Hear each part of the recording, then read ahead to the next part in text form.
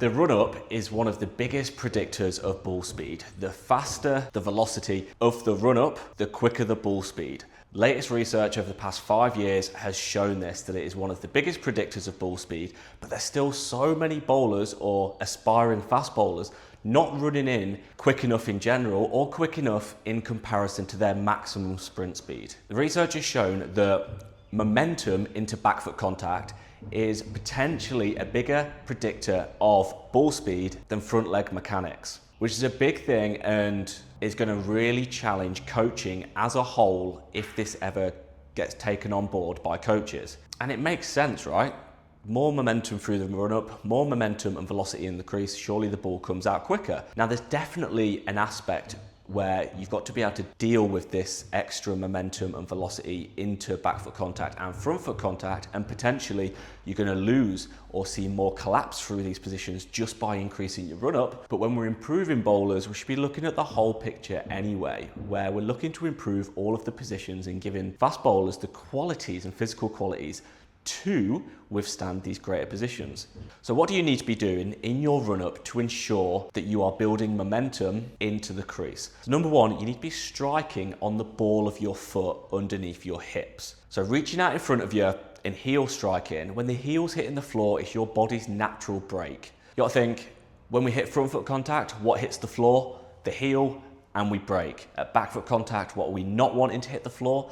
The heel, because we're wanting to carry on momentum. That's the same in running. Look at elite sprinters, driving off the ball of their foot, striking under the hip, light on their feet. If you want a low-cost analysis of your bowling action, hit the link in the description. It's £30 for a professional bowl analysis by me that will give you a breakdown of exactly what you need to do to improve and bowl quicker, if it's actually your run-up or if it's another area of your bowling action. Your run-up needs to be aligned. Now, aligned, and that term gets thrown around a lot, but when it comes to the run-up in particular, it means we are aligned to our target. Now, I think that target should be off stump. If you think of the batsman, and if we're running in towards leg stump and we're trying to deliver the ball on off stump, we find we fall away to compensate to deliver the ball straight, which we don't want. And that alignment, it doesn't just come with the direction of the run-up, but it also comes to the alignment of the arms and the legs. Are we driving forwards and backwards with our arms? So many bowlers get the ball in the hand and they stiffen up. But if I took the ball out of the hand and got them to run, they drive forwards and backwards. So I like to think to drive the elbows back, because then the arms go forwards and backwards, all our energy is going forwards, and the same goes for the lower body. We don't want that crossover of the legs as we're running in. We want everything to be flowing in a straight line. And if we're building all this momentum up and we're increasing run-up speed, we don't then want to be leaking that momentum that we're building side to side. We want it to be going straight forwards towards the target. And you actually need to build momentum. You don't want to hit your max speed at the start of your run-up, because then you're just having to keep up that top speed all the way. You want to gradually build it up through your run-up. Take it like a plane taking off a runway. It gradually builds up until it can take off. The same goes for your run-up. We want to gradually build momentum up through the first 2/3 of your run-up to then hit your top speed for those last 4 or 5 steps to take you into your impulse stride. And when we head into the impulse stride, we want to continue that momentum. Everyone thinks the run-up stops as soon as you go into your impulse stride, but that's not true. That's the last part of the run-up, is that we need to take momentum into that takeoff point. And I see so many bowlers running hard, which is great. Their run-up's perfect, they build momentum, and then they get to their impulse stride, and again, they overstep out in front here to try and take off, and they heel strike and reach out in front of them to take off. And that's the body's way of going, no, you're going too quick, I'm slowing you down. And what that causes is a jump up in the air and losing that momentum going forwards into back foot contact, which we've already said is a big predictor of ball speed. So that takeoff point again wants to be like we're running. It wants to be off the ball of the foot, just like we're continuing running, but we want to take off the ball of the foot underneath the hips to take that momentum into our impulse stride. Now you're probably watching this thinking, cool, you've said what I need to do, but how do I actually do it? There is a world where you can actually think about something in particular and it actually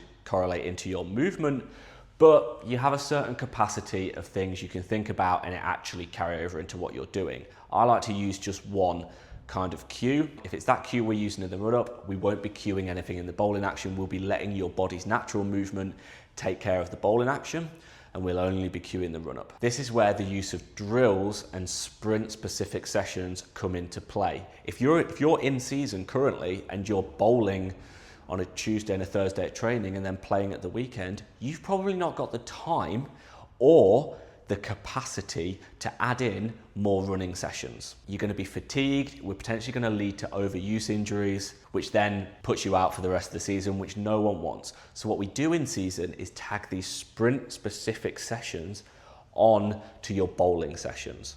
Lower volume, more direct intensity, and it's great for one, ending the warm-up, finishing in some sprint specific work to help drill specific parts of your running mechanics that we're looking to improve. Think A skips, triple exchanges, and then we can constrain the upper body for those where it's just the lower body, straight leg runs, single leg bounds, hill sprints, parachute runs, sled sprints, but then also ending with some dedicated sprint work, some max velocity sprints, so you sprinting at full speed. Now, the one thing that everyone gets wrong with sprint training is they do not rest for long enough.